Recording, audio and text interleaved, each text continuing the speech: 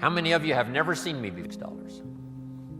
So that's philosophy number one. Wait for the government to change the minimum wage. You say, well, that might take too long. Is there another philosophy? And the answer is yes. Okay. Here's the second philosophy. Wait for the company to pay you $6 an hour. Right? You get a review how often?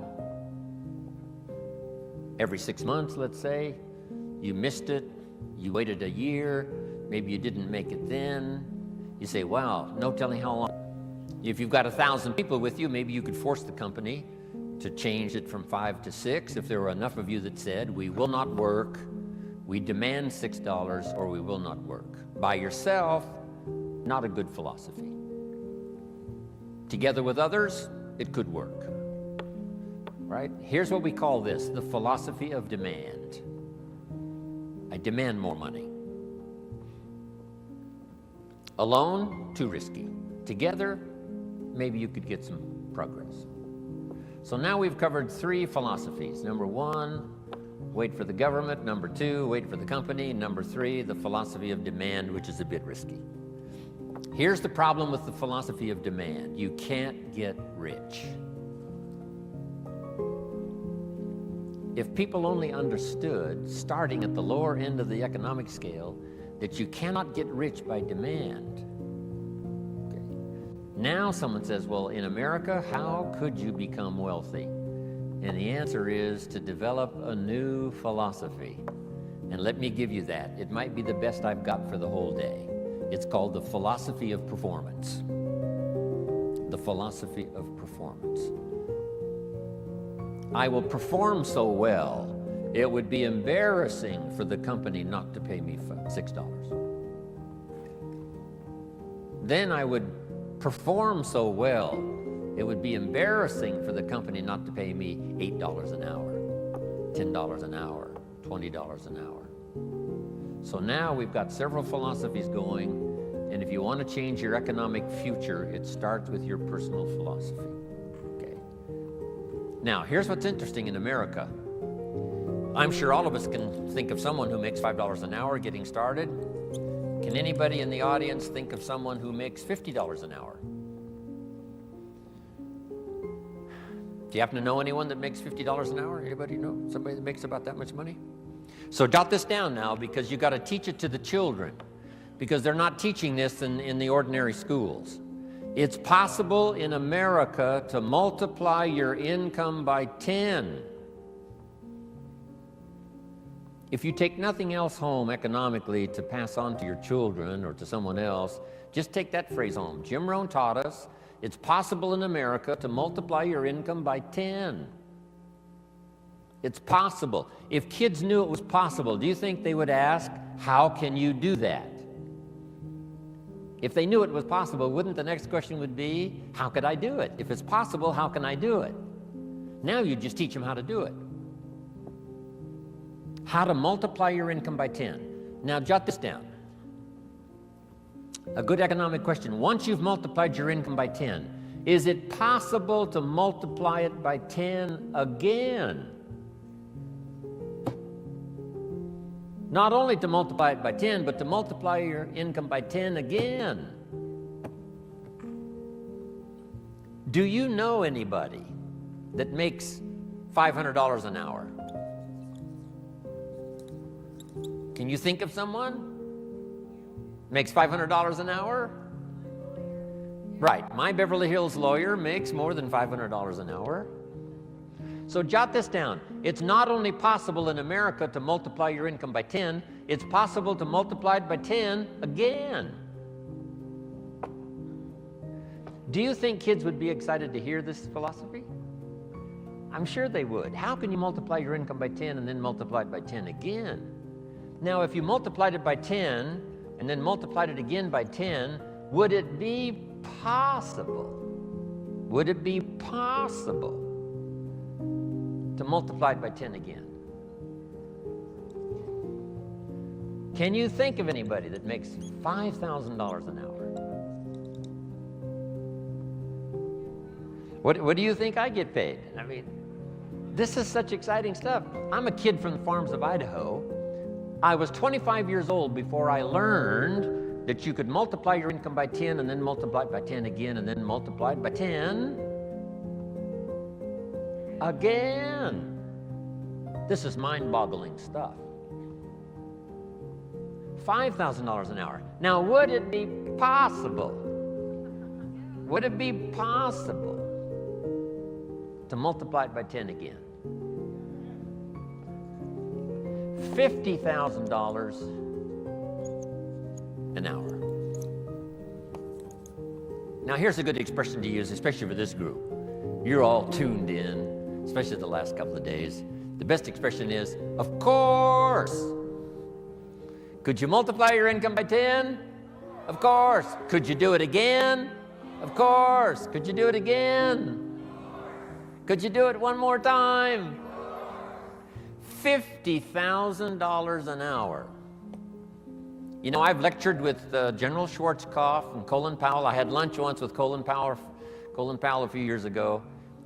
Schwarzkopf gets about $65,000 for a 1-hour speech. $65,000. So how could you finally get to $50,000 an hour? Answer: become a general in the Army. Yes. And lead the troops in the Gulf War. But what I'm trying to say is the possibilities here, let's just say, are just unlimited. You can multiply your income by 10, then you can multiply it by 10 again, and you can multiply it by 10 again. Now, we're only talking economic values. There's all kinds of other values in terms of personal development, but this is it. Now, to climb this ladder, here's the possibilities. 63 million last year, one person earned.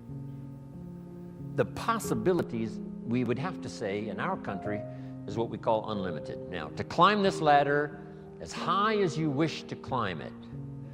Jot this phrase down now, because I don't think I'll talk about anything more valuable than what I'm about to share with you. Here it is. To climb this ladder of economically as high as you wish to climb it, here's all you have to do. Learn to work harder on yourself than you do on your job. Learn to work harder on yourself than you do on your job. Once I understood that philosophy, it totally changed my life. I made my first fortune by age 32, starting at age 25. And I've made and lost a few fortunes since then. That one simple philosophy, that it's possible to multiply your income by 10, and then by 10, and then by 10, by 10. And here's the simple way to do it. Work harder on yourself than you do on your job. Here's how it was put to me. If you work hard on your job, you can make a living, which is fantastic. If you work hard on yourself, you can make a fortune, which is super fantastic. At age 25, I went to work on myself. The difference in my economic future was so startling, even in the early years, that I never went back to the old ways. I never went back to the old philosophy. I never went back to the old disciplines. I accepted the new ones, and it changed my life forever. Unbelievable. Here it is in philosophical terms. Just jot this phrase down. This is a good one. Success is something you attract by becoming an attractive person. Success is not something you pursue. Success is something you attract by the person you become, by becoming an attractive person. Now, what could you think of that would start to make you more attractive to the marketplace? This is such simple ABC stuff. Okay? Let me give it to you. Let me start with this. Jim Rohn's view of the 21st century. We've begun a new century, 21. We've begun a new millennium, number 7. Some scholars hold great significance to this 7th millennium. and I think it's probably true. It's going to be the most extraordinary time in the history of the human race, I think. And these opening years now of the new millennium and the new century, how could you take advantage of this extraordinary time in human history and make for yourself an extraordinary life? Because it's all possible. So jot this little quote down now. It's one of the best I've come up with, I think, lately. And I'll just quote it slowly so you can jot it down and take it home. Here it is. From testimonials and from personal experience, we have enough information to conclude that it's possible to design and build and live an extraordinary life. From testimonials and from personal experience, we have enough information to conclude that it's possible to design and build and live an extraordinary life. I'd like to have you think about that, not just here, but even after you've gone back home. Think about it at least often enough to say, I think that's true. From testimonials and from personal experience, we have enough information to conclude that it's possible, it's not a guarantee, but it's possible to design and build and live an extraordinary life. Now, if you believe that and accept it, you just simply use that as a foundation, as the fundamentals. So now jot this down. Jim Rohn's view of the 21st century. Number one, unprecedented opportunity. Unprecedented opportunity. These are probably going to be the most extraordinary times in the history of the human race, 6,000 years of recorded history. We got through the last millennium. We especially got through the last century, a bloody century, the 20th century. Hopefully those major wars of devastation and destruction are behind us. World War II claimed 50 million lives. 19 million of them were Russian.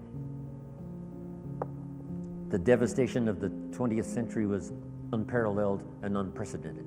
The savagery was unbelievable. The Holocaust was insanity of the most unbelievable kind. Hopefully that is in the century past. And that we have a new chance in a new century to build a new world and a new country and a new future. With all of the challenges. With Saddam Hussein, with the terrorists, and all the rest. Once the walls came down, about 12, 13 years ago, and I was just in Berlin the other day lecturing and had a chance to go to the Brandenburg Gate, Checkpoint Charlie, see part of the old Berlin Wall. Once those walls came down 13 years ago, the world now has forever changed. Because here's how the history of the human race reads. Opportunity mixed with difficulty. Sometimes more difficulty than opportunity. The history of the human race reads tyranny and liberty. Sometimes more tyranny than liberty. But now the world has totally changed. Since communism is on the run, the dictators, most of them are all gone. When I used to lecture years ago in South America, every country had a dictator. Now they're all gone. Castro and a few are left, but that's it. And they will soon all be gone. Within a short little period of the rest of our lifetime, all the dictators will be gone. A new wave of economic uniqueness, capitalism, free enterprise, liberty, freedom, democracy is absolutely sweeping the world. So for a long, dark time, there was more tyranny than liberty. Here's what is unique about this new Century 21. More liberty than tyranny. More freedom than oppression. This is an unprecedented time.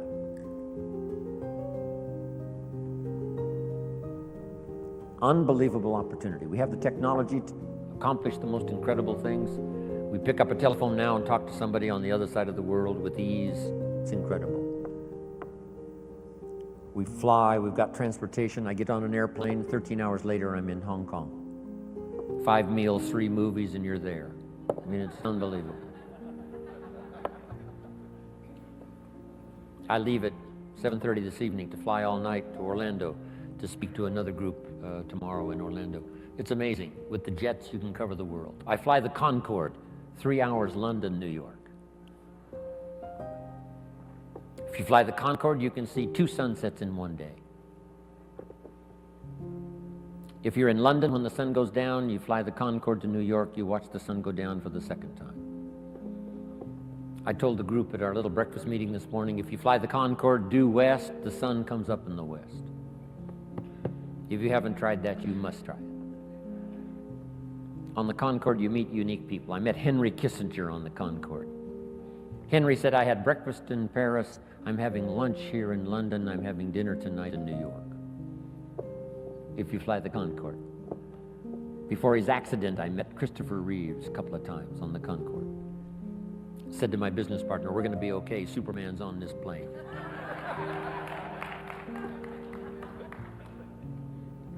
This is unprecedented opportunity now, the 21st century and the beginning of the 7th millennium. These are extraordinary times. Now here's number 2. However, keen competition. World competition. We're dealing now with Iraq. A big part of it is competition. Hopefully the nations of the world will settle a big share of their differences so we can develop unique economic, social, personal prosperity for the future with limited conflicts. No more horrors, no more holocausts, hopefully. But with the human race, you always have to keep your fingers crossed. Who knows? But I think it's going to be a time of unprecedented opportunity, but unique competition. Now, to take advantage of the 21st century and this opening of the new millennium, how could you use the opportunity? Now that you've arrived, told me your story, I'm beginning to see the light. Words. The old prophet said this, words are like a lamp for your feet so you can see where to walk.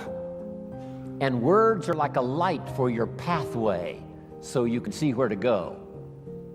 With words, you can show somebody where to step and where to go. Wow. I said a little prayer before I left my hotel room this morning and asked God to give me a little stronger gift of words today so that my words might have meaning. Maybe I've caught you at just the right time. Maybe this is the moment for you. And if I can say something uniquely enough, using the English language best as I can, words are sometimes clumsy when you try to express what's going on in your head, let alone your heart. But if I can do as good a job as I possibly can in the session we've got this morning and then again this afternoon, by the time I'm finished, maybe my words will help turn on another light for you. And you'll be able to see the possibilities better than you've ever seen it before. You'll be able to see yourself more successful than you've ever envisioned it before. If I can wisely say good words. Now I've put communication in 3 parts because all 3 of these parts now help me make more fortunes. Here's the first one. It's called training. Training is simply showing somebody how to do the business, how to do the job. If you get good at that, the pay is incredible. Whether it's your own enterprise or whether you work for someone else. Training pays big money. Here's the next one, teaching. And I've divided the 2 just to make the point.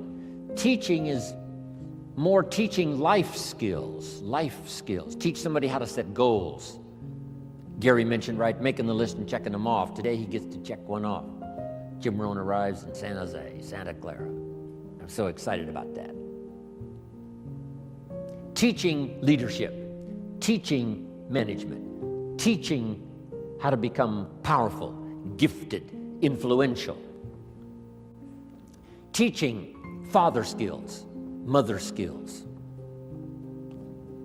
I've now, the last 15 years, learned grandfather skills.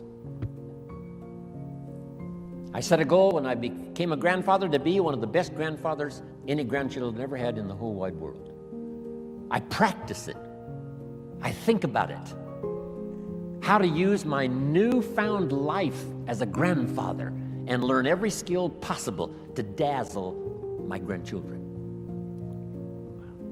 I'm one of the best.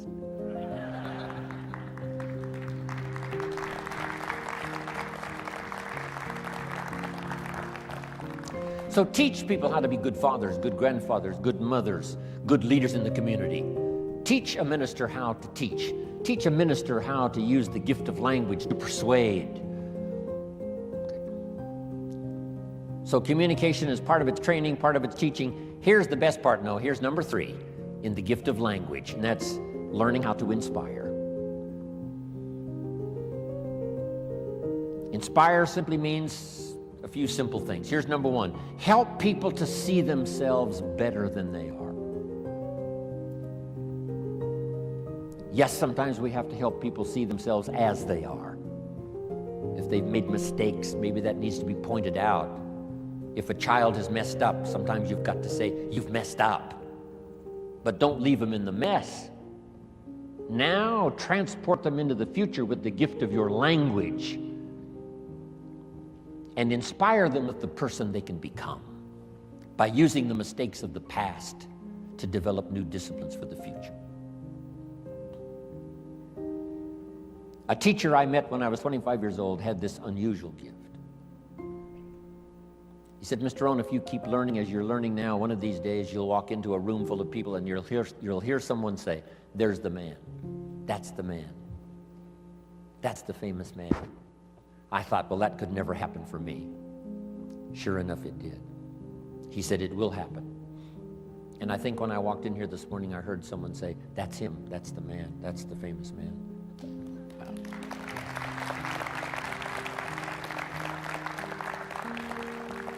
You must transport your children into the future. Yes, you have to take them back to review their mistakes, but don't leave them there. Now transport them into tomorrow. Transport your children into next week. Help them to see themselves 30 days from now, 90 days from now, 6 months from now. Help them to see themselves successful. It's your gift of language that can do that. Help them to have faith for themselves and faith for the future. The sacred writing says this: faith comes by hearing words, good words. Somebody who well chooses their words and delivers them with uniqueness can inspire faith for somebody to believe the most impossible things can be possible. And that excitement of possibilities comes from hearing or reading unique words. One of the best phrases I could give you for the day, here it is: don't be lazy in language. Don't be lazy in language, because the gift of language can create a career. It can help somebody see the way into the future. It can help somebody change from who they are to who they would like to be. It will help you to see the gift of your own intellect. There's an innate vocabulary in all of us that helps us to see, helps us to translate what's going on in the world, what's happening, so that we can make good decisions instead of poor ones. We can make less mistakes this year than we made last year. One of the major things to pray for is to be gifted in language, because it can have such a dynamic effect on your children. It can have such a dynamic effect on your business. It can have such a dynamic effect on your customers. It can have such a dynamic effect on your business partners, that not to continually get better and better at the gift of language would be a great mistake. Let it open doors nothing else will open, the gift of your language. Let it help people to see possibilities that they cannot see now. And you join in those possibilities and make another fortune and another fortune. all the way up the ladder as far as you wish to go. I don't know how high you need to go.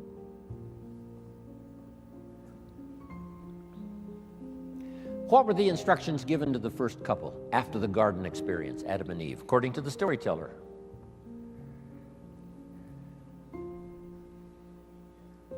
We've got some Bible scholars here, I know. Instructions given to Adam and Eve after the garden experience. Here they are. Number 1, multiply. It's a lonely place with just 2 people.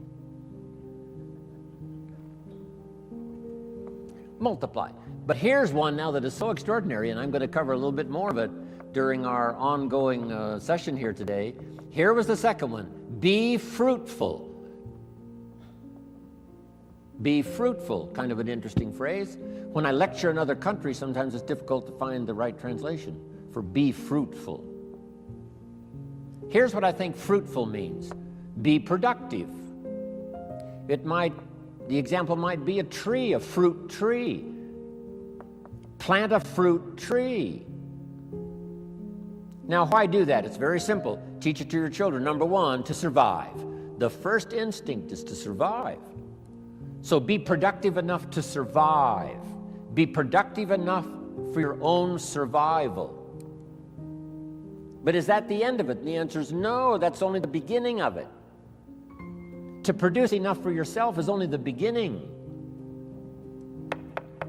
What's the rest? Here's number 2, get married. Now you've got to think of ways to produce more than you need for yourself. And guess what that does? It elevates you to a higher life. If you want to live this higher life of a companion, a wife, getting married, see, that now changes the dynamics of your future. It's called stepping up to a better life. And to step up to a better life, here's what you simply do economically. You learn to provide and figure out a way to provide more than you need for yourself. You think of ways to provide enough for yourself and for someone else. Why think of someone else? Why not just think of yourself? Because that's a very limited way to live, just thinking of your own survival. If you want to live a more flourishing, unique life, you must think now of someone else. So now the man says, I must produce enough for myself and for my wife. Is that the end of the life experience? No. Now have children. Take a risk. Having a child is like a throw of the genetic dice. Who knows what's going?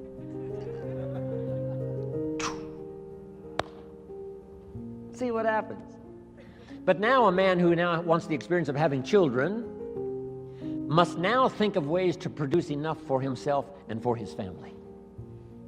Someone says, why do that? Why not just take care of yourself? Because that's such a beginning way to live. Survival is okay, but it's not the good life. Now take it a step further. Jot this one down. A man now figures out, because he's learned it now, he's experienced, and he understands what life is all about. Now he figures out how to produce more than he needs for himself and for his family. Just jot the word down, more. Keep thinking more. How could I produce more than I need for myself and for my family? Someone says, why do that? And the answer is to live a higher life, because now you can be generous. Now you can support worthy projects. Is that it? No. Here's the next one. To produce much more than you need for yourself and for your family. Someone says, why do that? And the answer is to live this higher life.